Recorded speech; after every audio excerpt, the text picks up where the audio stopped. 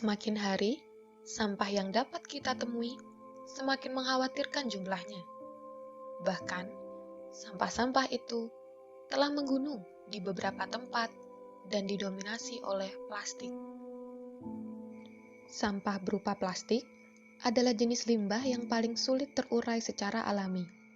Menurut bahasa kerennya, nilai biodegradable dari sampah plastik dan produk turunannya sangatlah rendah. Menurut Kepala Lembaga Penelitian Indonesia, Laksana Trihandoko, sebanyak 270.000 hingga 590.000 ton sampah berakhir di laut, mengganggu ekosistem laut. Sampah-sampah itu didominasi oleh styrofoam. Kita mengetahui, styrofoam merupakan kemasan sekali pakai yang umum digunakan. Namun, karena styrofoam adalah produk turunan dari plastik, styrofoam juga sulit terurai di alam. Di samping itu, penggunaan styrofoam terlalu sering juga berbahaya. Mengapa? Styrofoam termasuk ke dalam jenis plastik atau polimer. Bahan seperti strena, benzana, dan formalin dapat menjadi racun dalam tubuh pada kadar tertentu, mengganggu sistem reproduksi dan endokrin. Lantas, apa yang dapat kita lakukan? Pertama, mengurangi penggunaan styrofoam dan plastik sekali pakai. Kedua, mencari opsi lain kemasan sekali pakai yang dapat terurai dengan mudah atau memiliki nilai biodegradable yang tinggi. Guna menciptakan kemasan sekali pakai yang mudah terurai, bioteknologi hadir dengan inovasinya, yaitu biofoam. Biofoam dibuat dari berbagai bahan yang ada di alam.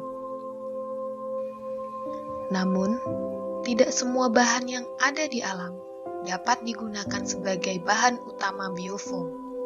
Disinilah peran bioteknologi membantu kita.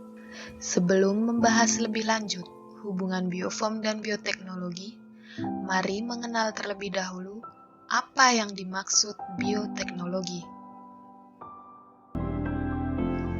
Bioteknologi merupakan cabang ilmu yang mempelajari pemanfaatan makhluk hidup seperti bakteri, fungi, virus, dan lain-lain,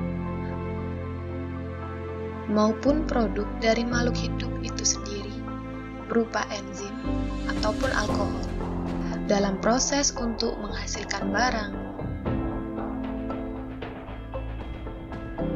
dan jasa guna memenuhi kebutuhan manusia.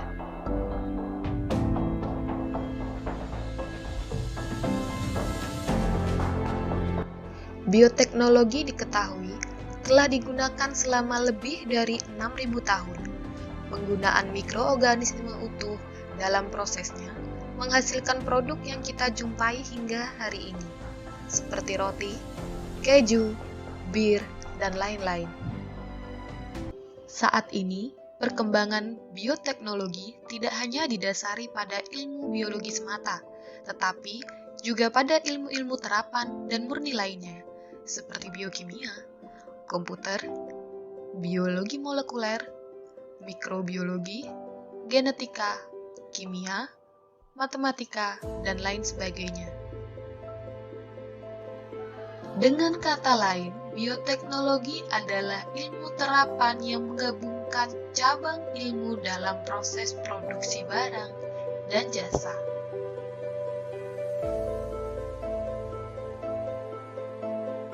Bioteknologi terbagi menjadi dua, yaitu bioteknologi konvensional dan bioteknologi modern.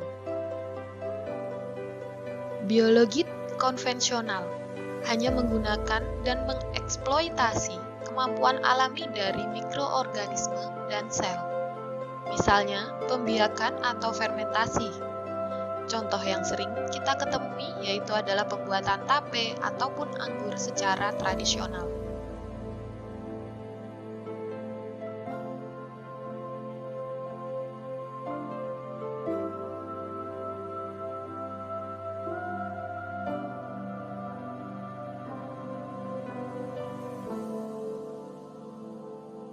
Bioteknologi adalah istilah yang digunakan untuk membedakan penerapan bioteknologi yang lebih baru dibandingkan dengan metode yang lebih konvensional.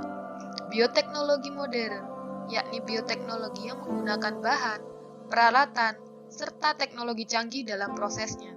Bioteknologi modern melibatkan penerapan bioteknologi yang lebih baru, serta mengacu pada modifikasi, manipulasi yang disengaja terhadap organisme hidup dan bahan organik. Contoh bioteknologi modern adalah adanya rekayasa genetika yang memungkinkan tumbuhan memiliki buah lebih besar dengan rasa lebih manis. Lantas, apa hubungan biofoam dan bioteknologi? Bioteknologi membantu dalam identifikasi bahan yang sesuai untuk diproses menjadi biofoam.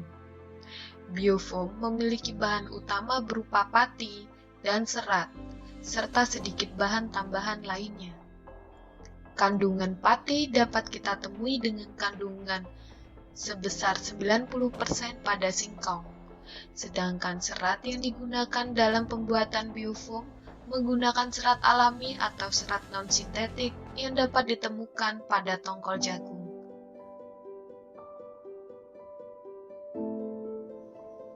Bahan-bahan yang diperlukan untuk pembuatan biofoam adalah seperti tongkol jagung yang telah dikeringkan dan digiling hingga halus, tepung singkong atau tapioka, gliserol, magnesium stearat, dan PVI atau polyvinyl alkohol.